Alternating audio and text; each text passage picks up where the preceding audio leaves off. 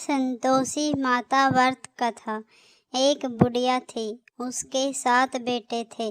6 कमाने वाले थे, जबकि एक निकम्मा था।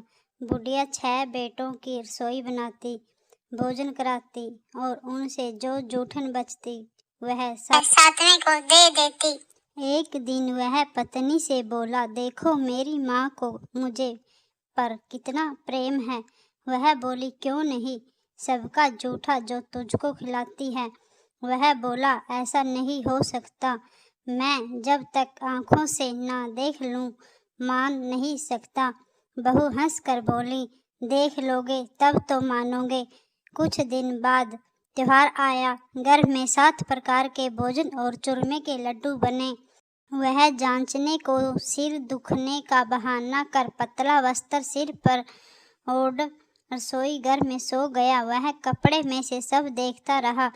6 भाइयों भोजन करने आए। उसने देखा माँ ने उनके लिए सुंदर आसन बिछाया, नाना प्रकार की रसोई परोसी और आग्रह करके उन्हें जमाया। वह देखता रहा। 6 भोजन करके उठे, तब माँ ने उनकी जूठन थालियों में से लड्डुओं के टुकड़े उठाकर एक लड्डू बनाया। जूठन साफ कर बुढ़िया माँ ने उससे पुकारा, बेटा 6 भाई भोजन कर गए, अब तू ही बाकी है, उठ, तू कब खाएगा। वह कहने लगा, माँ मुझे भोजन नहीं करना, मैं अब प्रदेश जा रहा हूँ। माँ ने कहा, कल जाता हो तो आज चला जा। वह बोला, हाँ आज ही जा रहा हूँ। यह कहकर वह घर से निकल गया। चलते समय पत्नी की याद आ गई। वह गौशाला में कंडे उपले थाप रही थी। वहां जाकर बोला, हम जावा प्रदेश आवांगे कुछ काल, तुम रहियो संतोष से धर्म अपनो पाल। वह बोली, जाओ पिया आनंद से हमारो सोच हटाए, राम भरोसे हम रहे ईश्वर तुम्हें साए। 2 निशानी आपन देख धरूं मैं धीर, शुद्ध मति हमारी बसियो रखियो मन गंभीर। वह बोला, मेरे पास तो कुछ नहीं, यह अंगूठी है सो ले और अपने कुछ निशानी मुझे दे। वह बोली, मेरे पास क्या है, यह गोबर भरा आठ है। यह कहकर उसकी पीठ पर गोबर के आठ की थाप मार दी। वह चल दिया। चलते चलते दूर देश पहुंचा। वहां एक साहूकार की दुकान थी। वहां जाकर कहने लगा, भाई मुझे नौकरी पर रख लो, साहूकार को जरूरत थी। बोला, रह जा। लड़के ने पूछा, तनख्वाह क्या दोगे। साहूकार ने कहा, काम देखकर दाम मिलेंगे। साहूकार की नौकरी मिली। वह सुबह 7 बजे से 10 बजे तक नौकरी बजाने लगा। कुछ दिन में दुकान का सारा लेन देन, हिसाब किताब, ग्राहकों को माल बेचना, सारा काम करने लगा। साहूकार के 7-8 नौकर और थे।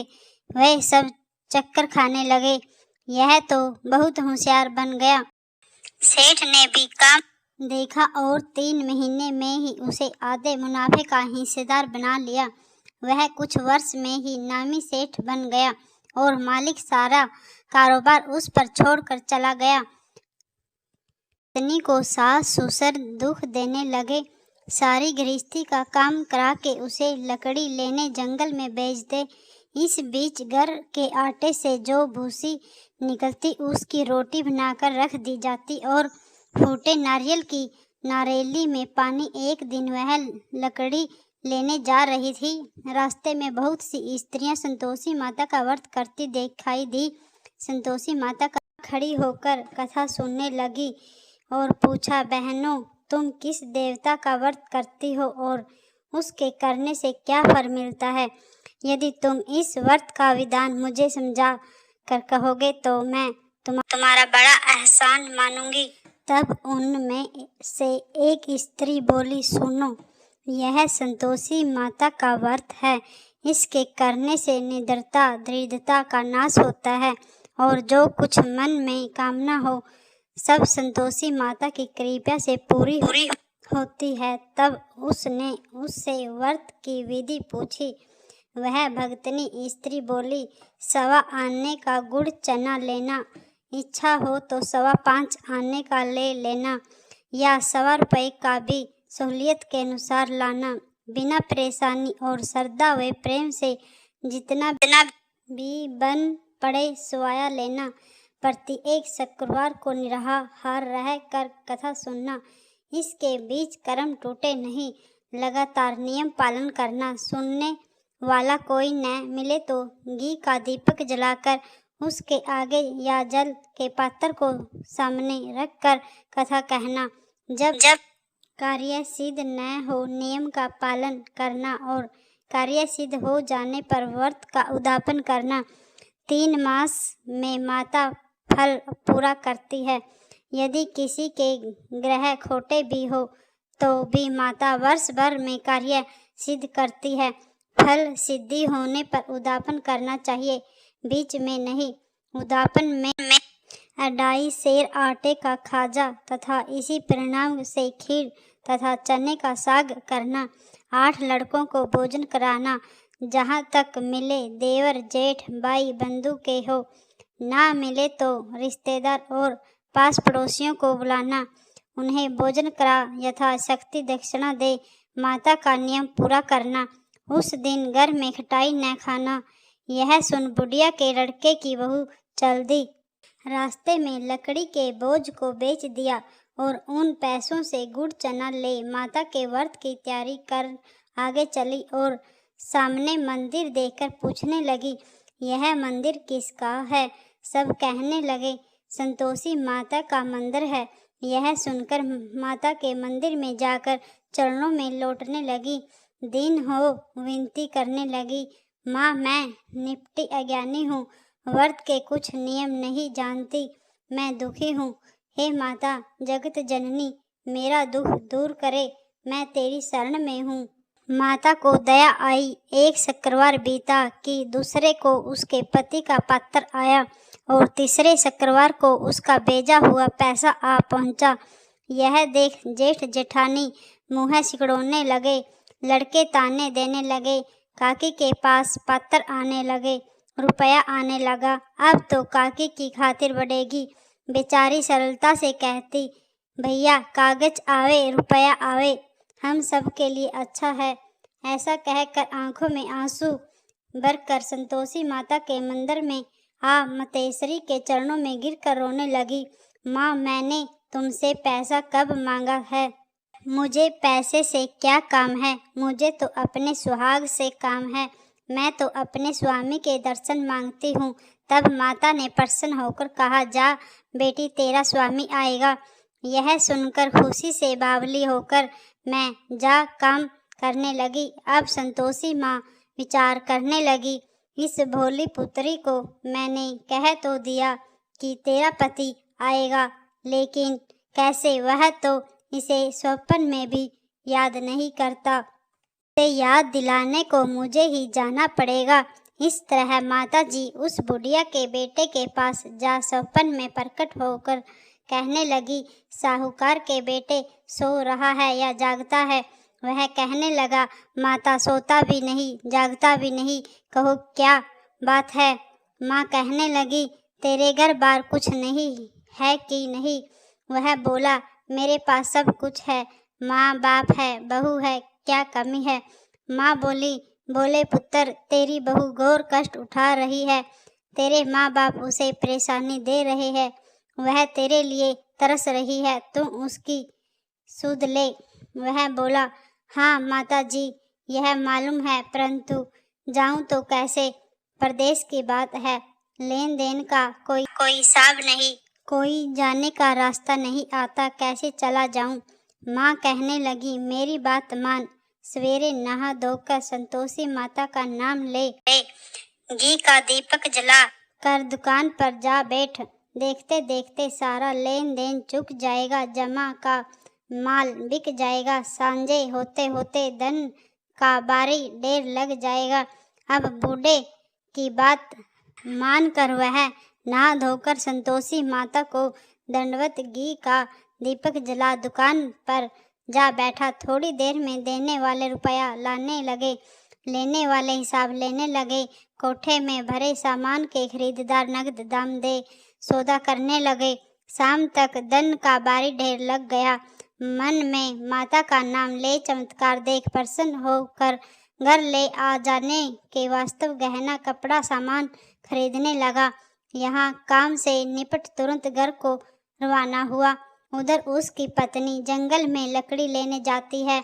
लौटते वक्त माता जी के मंदिर में विश्राम करती। वह तो उसके प्रतिदिन रुकने का जो स्थान ठहरा धूल उड़ती देख वह माता से पूछती है, हे माता, यह धूल कैसे उड़ रही है? माता कहने लगी, हे पुत्री, तेरा पति आ रहा है। अब तू ऐसा कर, लकड़ियों के 3 बोझ बना ले, एक नदी के किनारे रख और दूसरा मेरे मंदिर पर वे तीसरा अपने सिर पर। तेरे पति को लकड़ियों का गट्ठा देख मोह पैदा होगा, वह यहाँ रुकेगा, नाश्ता पानी खाकर माँ से मिलने जाएगा। तब तुम लकड़ियों का बोझ उठाकर जाना और चौक में गट्ठे डालकर जोर से आवाज़ लगाना, लो सासू जी, लकड़ियों का गट्ठा लो, भूसी की रोटी दो, नारियल के खोपड़े में पानी दो, आज मेहमान कौन आया है? माता जी से बहुत अच्छा कहकर वह प्रसन्न मन से लकड़ियों के 3 गट्ठे बनाए, एक नदी के किनारे पर और एक माता जी के मंदिर पर रखा। इतने में मुसाफिर आ पहुंचा। सूखी लकड़ी देख उसकी इच्छा उत्पन्न हुई कि हम यहीं पर विश्राम करें और भोजन बनाकर खा पीकर गाँव जाएं। इसी तरह रुककर भोजन बना विश्राम करके गाँव को गया। सबसे प्रेम से मिला। उसी समय सिर पर लकड़ी का गट्ठा लिए वह उतावली सी आती है। लकड़ियों का भारी बोझ आंगन में डालकर जोर से 3 आवाज़ देती है, लो सासू जी, लकड़ियों का गट्ठा लो, भूसी की रोटी दो, आज मेहमान कौन आया है? यह सुनकर उसकी सास बाहर आकर अपने दिए हुए कष्टों को भुलाने हेतु कहती है, बहू ऐसा क्यों कहती है? तेरा मालिक ही तो आया है, आ बैठ, मीठा बात खा, भोजन कर, कपड़े गहने पहन। उसकी आवाज़ सुन उसका पति बाहर आता है। अंगूठी देख व्याकुल हो जाता है। माँ से पूछता है, माँ यह कौन है? माँ बोली, बेटा यह तेरी बहू है। जब से तू गया है तब से सारे गांव में भटकती फिरती है और घर का काम काज कुछ करती नहीं, 4 पहर आकर खा जाती है। वह बोला, ठीक है माँ, मैंने इसे भी देखा और तुम्हें भी देखा, अब दूसरे घर की ताली दो, उसमें रहूँगा। माँ बोली, ठीक है, जैसी तेरी मर्जी। तब वह दूसरे मकान की तीसरी मंजिल का कमरा खोल सारा सामान जमाया। एक दिन में राजा के महल जैसा ठाठ बाट बन गया। अब क्या था, बहू सुख भोगने लगी। इतने में शुक्रवार आया। उसने पति से कहा, मुझे संतोषी माता के व्रत का उद्यापन करना है। पति बोला, खुशी से कर लो। वह उद्यापन की तैयारी करने लगी। जेठानी के लड़कों को भोजन के लिए कहने गई। उन्होंने मंजूर किया, परंतु पीछे से जेठानी ने अपने बच्चों को सिखाया, देखो भोजन के समय खिटाई मांगना, जिससे उसका उद्यापन पूरा न हो। लड़के जीमने आए, खीर खाना, पेट भर खाया, परंतु बाद में खाते ही कहने लगे, हमें खिटाई दो, खीर खाना हमको बाता नहीं, देखकर अरुचित होती है।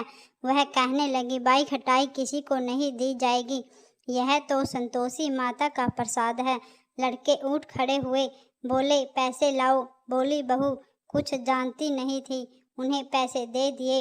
लड़के उसी समय हट करके इमली खटाई ले खाने लगे। यह देखकर बहू पर माता जी ने कोप किया। राजा के दूत उसके पति को पकड़ कर ले गए।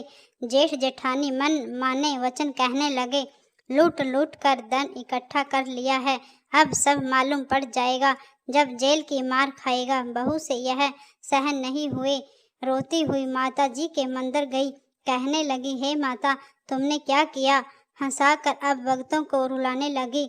माता बोली, बेटी तूने उद्यापन करके मेरा व्रत भंग किया है। वह कहने लगी, माता मैंने कुछ अपराध किया है, मैंने तो भूल से लड़कों को पैसे दे दिए थे, मुझे क्षमा करो, मैं फिर उद्यापन करूँगी। माँ बोली, अब भूल मत करना। वह कहती है, अब भूल नहीं होगी, अब बतलाओ वे कैसे आवेंगे? माँ बोली, जा पुत्री, तेरा पति तुझे रास्ते में आता मिलेगा, वह निकली, राह में पति आता मिला। वह पूछी, कहाँ गए थे? वह कहने लगा, इतना धन जो कमाया है उसका टैक्स राजा को मांगा था, वह भरने गया था। वह प्रसन्न हो बोली, भला हुआ, अब घर को चलो। कुछ दिन बाद फिर शकरवा आया। वह बोली, मुझे फिर माता का उद्यापन करना है। पति ने कहा, करो। बहू फिर से जेठानी के लड़कों को भोजन को कहने गई। जेठानी ने एक दो बातें सुनाई और सब लड़कों को सिखाने लगी, तुम सब लोग पहले ही खिटाई मांगना। लड़के भोजन से पहले कहने लगे, हमें खीर नहीं खानी, हमारा जी बढ़ता है और कुछ खिटाई खाने को दो। वह बोली, खिटाई किसी को नहीं मिलेगी, आना हो तो आओ। वह ब्राह्मण के लड़कों को लेकर भोजन कराने लगी। यथा शक्ति दक्षिणा की जगह एक एक फल उन्हें दिया। संतोषी माता प्रसन्न हुई। माता की कृपा होते ही 9वें मास में उनके चंद्रमा के समान सुंदर पुत्र प्राप्त हुआ। पुत्र को पाकर प्रतिदिन माता जी के मंदिर को जाने लगी। माँ ने सोचा, यह रोज आती है, आज क्यों न इसके घर चलूं। यह विचार कर माता के भयानक रूप बनाया। गुड़ चने से सना मुख, ऊपर सूंड के समान होठ, उस पर मक्खियों बिन बिन कर रही थी। दहली पर पैर रखते ही उसकी सास चिल्लाई, देखो रे, कोई चुड़ैल डाकिन चली आ रही है। लड़कों, इस भगाओ, नहीं तो किसी को खा जाएगी। लड़के भगाने लगे, चिल्लाकर खिड़की बंद करने लगे। बहू रोशनदान में से देख रही थी। प्रसन्नता से पगली बन चिल्लाने लगी, आज मेरी माता जी मेरे घर आई है, वह बच्चों को दूध पिलाने से हटती है। इतने में सास का क्रोध फट गया। वह बोली, क्या उतावली हुई है, बच्चों को पटक दिया।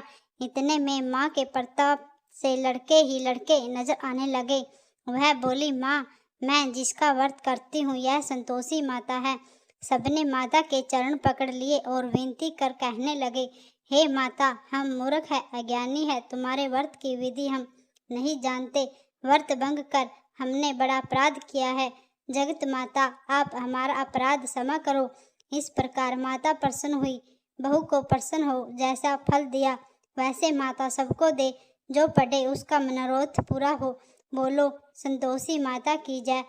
प्रिय भक्तों, आपको यह कथा थोड़ी सी भी पसंद आई है तो वीडियो को लाइक करें, चैनल को सब्सक्राइब करें और कमेंट में संतोषी माता की जय जरूर लिखें।